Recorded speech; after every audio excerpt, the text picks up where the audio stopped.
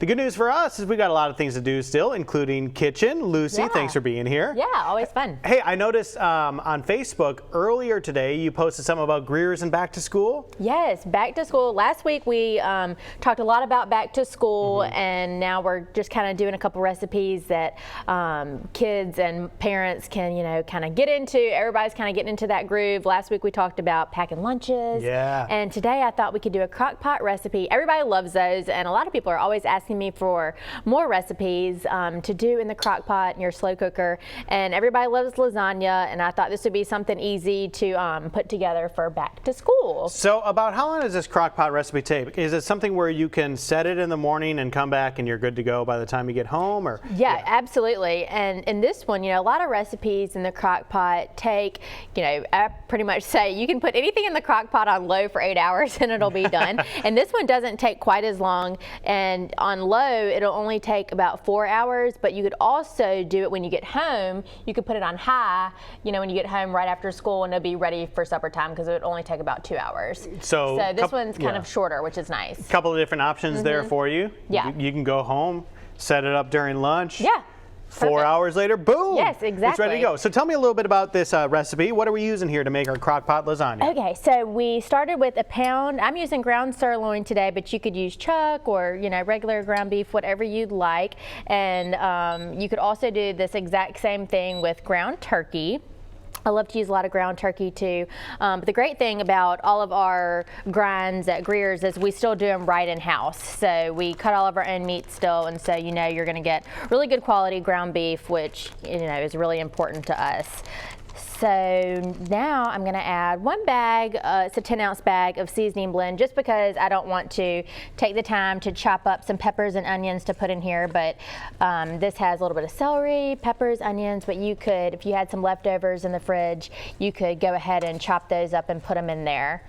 And then we're just going to let this cook for a bit. Sounds good. So we've got that going. Meanwhile, tell me about which tomato sauce you're going to use here. Which pasta sauce? I love to use our store brand, Best Choice. And I've talked about, we have two store brands, Always Save and Best Choice. And this one is a tomato basil pasta sauce. So this is one that I really, really like. It has wonderful flavor, but you could use whatever is your favorite pasta sauce. Or, if you had a couple cans of crushed tomatoes or diced tomatoes in the pantry, you could totally do that too.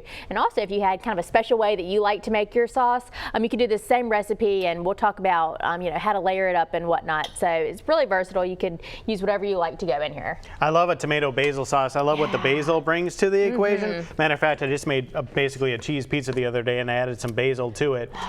So I love those flavors. Also, you can add some more garlic into if you want.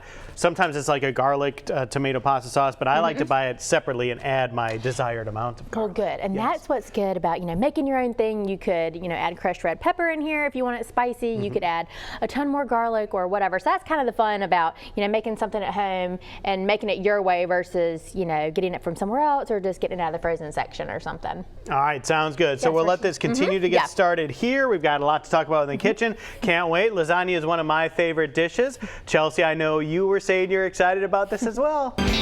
Welcome back into Studio 10. We are with Lucy from Greer's Markets. We're making crock-pot lasagna, perfect for school starting back now, almost officially for all of our kiddos here on the Gulf Coast. I know. Almost everybody's back in school. My little ones are starting Monday. They're going into pre-K. The twins are, and they're all excited. Every day they ask, "Are we going to school?" I know that won't last, but for now it's super cute. Sweet.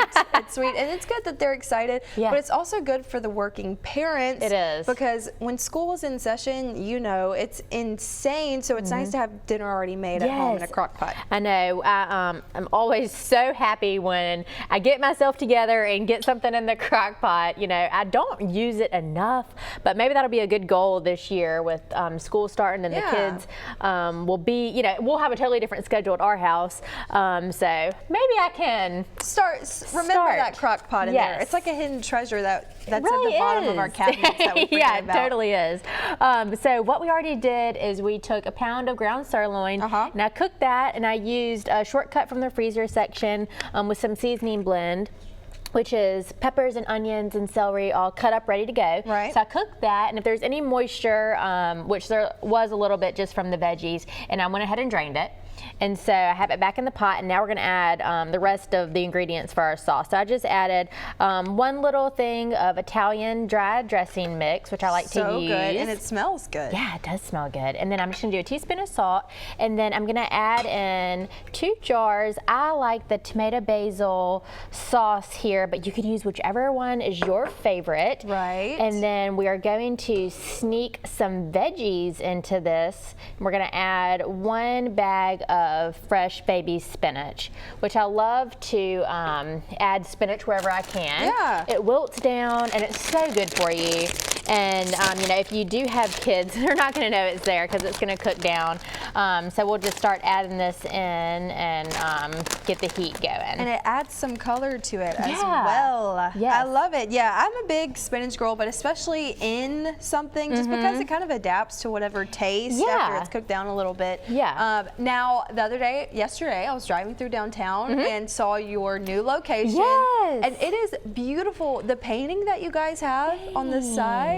Yes, we are so excited about that. We have the outside plans finalized, and our landlord is getting all the permits and, you know, getting all that approved, and we're almost finished with plans on the inside. So we're, you know, sourcing equipment, and we're getting so excited about our store on St. Louis. And everywhere I go, all around town, people are asking, you know, where is it exactly? When's it coming? And a lot of people have asked if we're still going to have our store on the corner of Government and Broad, and the answer is yes. We'll absolutely still have that store, and we'll be happy to serve that side of downtown as well as the other side. So we're super thrilled over it. Yeah, it's right there in the heart of downtown, but not in the busy section though. So it's easy to get in and out and get your groceries, especially if you live in there. A ton of people that we know and love work in downtown, so they could stop by the deli, get some lunch. Yes, we're so excited. So we're going to be opening that store. We don't have an exact date yet, but it'll definitely be in the new year, 2020. So I'll have to keep everybody updated as we move on. So excited about that, but also excited about cheese. I know. So we're just going to let this simmer for, you know, get everything stirred up, and just let it simmer for about, you know, 10 or 15 minutes, just until that spinach wilts. So we'll let that go. And then I always like to, you know, do that classic ricotta layer when I'm making lasagna. So I'm just going to put 1 15-ounce container of ricotta cheese in this bowl, and I'm going to mix in 1/2 cup of grated parm, and also just a little bit of pepper. I have 1/2 teaspoon. So this is going to be one of our layers, and we're almost ready to get our lasagna done. And you've noticed we haven't boiled the noodles, so that's one of my favorite things about, you know, making lasagna nowadays. You don't have to boil the noodles. They have no boil noodles, and our sauce is going to have plenty of moisture in it, so it's going to cook those, and that's just a super wonderful step that you don't have to take anymore. Saves you a little bit of time. Yeah, that was always the worst. You know, having to boil those lasagna noodles and, you know, do that whole extra step. So now we don't have to do that. Modern day issues. I know, really. I hate that. But it really does save you some time, and especially, like we said, school is August, September, busy months, just getting back into that schedule of things at home and at school. So great for you parents out there. Put it in the crock pot. After 4 hours of cooking it, it's ready to go. So really excited to try this. I know that the guys are too. TV head. So that's what that story was about. This dude walked around putting TVs on people's doorsteps. What? For no reason, apparently. Yeah. Are they like so new anyway, or like stuff that he found in a junkyard? I don't know. You know, I think in honor of remembrance of Patrick Swayze, during the next commercial break, we should practice "You're Gonna Run at Me," and we're gonna do the end of the Dirty Dancing I think scene. Chelsea would be much more suited for that move than me. No, nobody puts baby in the corner. We're talking about Crock-Pot Lasagna. Yeah. We have all of our components ready. We made our sauce. We started with ground beef, and we used the shortcut of some jarred pasta sauce, and we added some fresh spinach in there, so we're adding our vegetables in there. And then I have a crock pot, and I just sprayed it with some non-stick cooking spray, and I just put a little bit of sauce there at the bottom, so it's kind of a little base for us. And I'm using our noodles here, and of course you'll just kind of have to break them to fit down in there, and then we're just gonna layer it up. We also made a ricotta mixture here, and we took 1 container of ricotta and we added a little bit of black pepper and some Parmesan cheese to that. And so with this, we're just gonna dollop it over this layer, and of course with the heat it's gonna melt and it's gonna go all the way through it. So you can just use, you know, whichever way you want to layer it up. This is just the way I do. And all of this is going to fit in a regular size crock pot, this whole box of noodles. And it looks really pretty when it's finished because it's so many different layers. You know, a typical lasagna in a 9x13 is, you know, only a couple layers, just because, you know, it takes so many more noodles in each layer. So this one's kind of pretty because it has a lot more layers in there.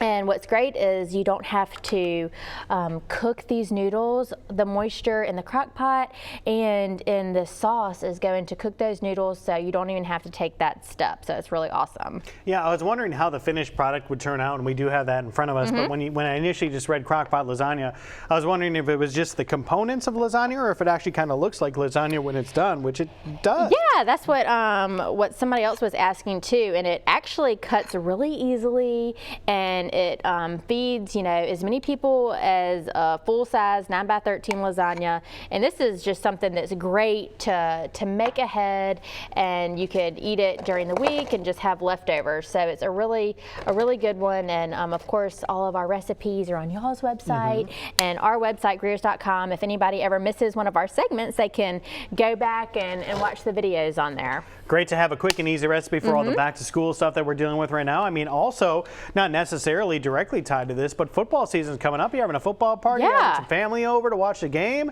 You can do this and serve everybody. Absolutely. We're so excited about, you know, Labor Day, of course, will be kind of our send-off to summer. We've had a great summer at Greers. We celebrated our 103rd year. And happy birthday. Yeah, thanks. So we had a lot of fun and gave away a lot of prizes and had a lot of fun with customers and customer appreciation days at all the stores. So we're excited about kind of finishing things off with Labor Day and then moving into fall. We love football and family and food, so it's kind of a fun time for us. Man, you are adding lots of layers to this. Yeah, so it's kind of cool the way it does up, and I was like, oh, is all this going to fit? And it sure did.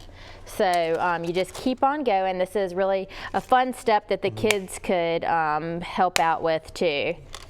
All right, so get the recipe. It's online now, fox10tv.com. Just click on the Studio 10 tab. Also on Greers, you can find that and all the stuff that Lucy has posted over the years here. We are so grateful to have you here as always. And excited to try this out. I can't wait.